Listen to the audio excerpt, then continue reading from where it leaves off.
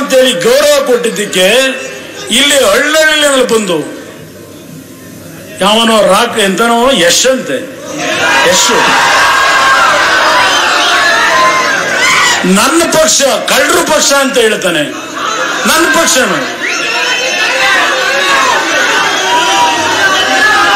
ಹಳ್ಳಿಗಳ ಕಡೆ ಬಂದು ಅವ್ರಿಗಿನ್ನೂ ಗೊತ್ತಿಲ್ಲ ನನ್ನ ಕಾರ್ಯಕರ್ತರುಗಳು ಇವತ್ತು ಬಾಯಿ ಮುಚ್ಕೊಂಡಿರ್ತಕ್ಕಂಥದ್ದು.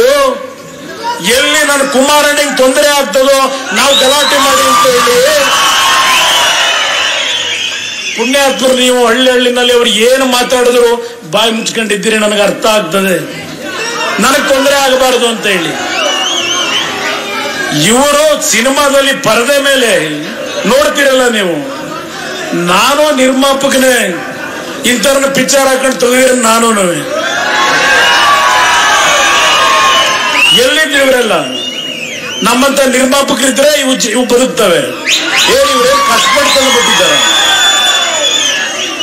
ಸಿನಿಮಾದಲ್ಲಿ ಪರದೆ ಮೇಲೆ ನೀವು ನೋಡ್ತಿರಲ್ಲ, ಸತ್ಯ ಅನ್ಕೋಬೇಡಿ.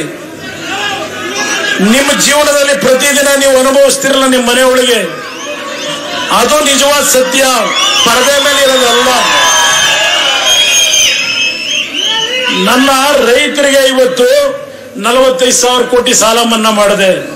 ಆದ್ರೆ ಕೆಲವು ಕಡೆ ಹೋದಾಗ ಕೆಲವು ಹೆಣ್ಣು ಮಕ್ಕಳು ಕೇಳ್ತೀರಿ, ಸರಿಯಪ್ಪ ನೀನು ರೈತರು ಯಾರು ಸಾಲ ತಗೊಂಡ್ರು ಅವರಿಗೆ ಮನ್ನಾ ಮಾಡಿದೆ, ನಾವೇನು ಸಾಲನೆ ತಗೊಂಡಿಲ್ವಲ್ಲ, ನನಗೇನು ಕೊಟ್ಟೆ ಅಂತ ನನ್ನ ತಾಯಿಂದ ಕೆಲವು ಕಡೆ ಕೇಳ್ತಾರೆ ಇವತ್ತು.